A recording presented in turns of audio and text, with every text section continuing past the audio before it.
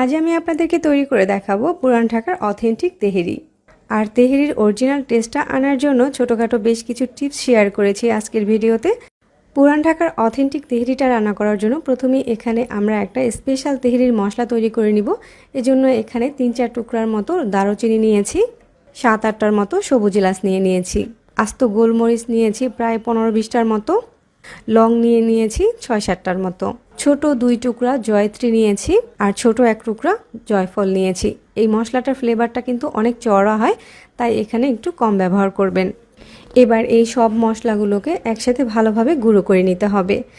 আর এখানে আজকের তেহেরিটা রান্না করার জন্য ১ কেজি পরিমাণ গরুর মাংস নিয়েছি। আর মাংসগুলোকে একটু ছোট সাইজ করে কেটে নিয়েছি, যাতে করে মাংসটা খুব দ্রুত সিদ্ধ হয়ে যায়। তবে মাংসটা যদি একটু চর্বিযুক্ত হয় তাহলে কিন্তু তেহেরিটা খেতে বেশি ভালো লাগবে। এখন তেহেরিটা রান্না করার জন্য চুলায় এ ধরনের একটা পাত্র বসিয়ে ১ কাপ পরিমাণ দিয়ে দিয়েছি সরিষার তেল। অথেন্টিক পুরান ঢাকার তেহেরি রান্না করতে চাইলে কিন্তু অবশ্যই আপনাকে এখানে সরিষার তেলটাই ব্যবহার করতে হবে।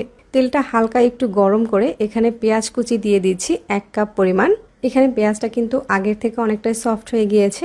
এখন এখানে অ্যাড করে দিচ্ছি ২ টেবিল চামচ পরিমাণ আদা বাটা, ২ টেবিল চামচ পরিমাণ রসুন বাটা, একটা তেজপাতাকে মাঝ বরাবর ছিঁড়ে দিয়ে দিয়েছি, লবণ দিয়ে দিচ্ছি ২ চামচ পরিমাণ। এবার আদা আর রসুনটাকেও পেঁয়াজ আর তেলের সাথে একটু কষিয়ে নিব। তারপর এখানে দিয়ে দিচ্ছি আগে থেকে যে তেহেরির মশলাটা আমরা তৈরি করে রেখেছিলাম সেই মশলাটা। তারপর আগে থেকে ধুয়ে পরিষ্কার করে রাখা মাংসগুলোকে অ্যাড করে দিয়েছি। এখন এই মশলার সাথে মাংসগুলোকে ৪-৫ মিনিটের মতো হাই হিটে আমি কষিয়ে নিব। এখন এখানে অ্যাড করে দিচ্ছি ৮-১০টার মতো কাঁচামরিচ। কেউ যদি ঝালটা একটু বেশি খেতে চান সেক্ষেত্রে এখানে ১৫-২০টার মতো কাঁচামরিচ অ্যাড করতে পারেন। আর দিয়ে দিচ্ছি 1/4 কাপ পরিমাণ টক দই। এবার আবারও এই মাংসগুলোকে হাই হিটে কষিয়ে নিব। আর এই সময়ের মাঝে মাংসটা কিন্তু অনেকটাই পানি ছেড়েছে। চেষ্টা করবেন মাংসটা থেকে যেই পানিটা বের হবে সেই পানিটা দিয়েই মাংসটাকে পুরোপুরি সিদ্ধ করার জন্য। আর আমার মনে হয় এই পানিটা দিয়েই আজকের মাংসটা পুরোপুরি সিদ্ধ হয়ে যাবে। তবে কারো যদি মনে হয় মাংসটা সিদ্ধ হতে একটু পানির প্রয়োজন, সেক্ষেত্রে একটু গরম পানি অ্যাড করে মাংসটাকে সিদ্ধ করে নিতে পারেন। মাংসটা এখন 90%-এর মতো সিদ্ধ হয়ে গিয়েছে। একটা স্টেইনার দিয়ে মাংস আর মশলাটাকে যতটা সম্ভব ছেঁকে উঠিয়ে রাখবো। তেহেরি রান্নার জন্য ৩ কাপ চিনি গুঁড়া পোলাওয়ের চাল আধা ঘন্টা আগে ধুয়ে পানি ঝরিয়ে রেখেছিলাম।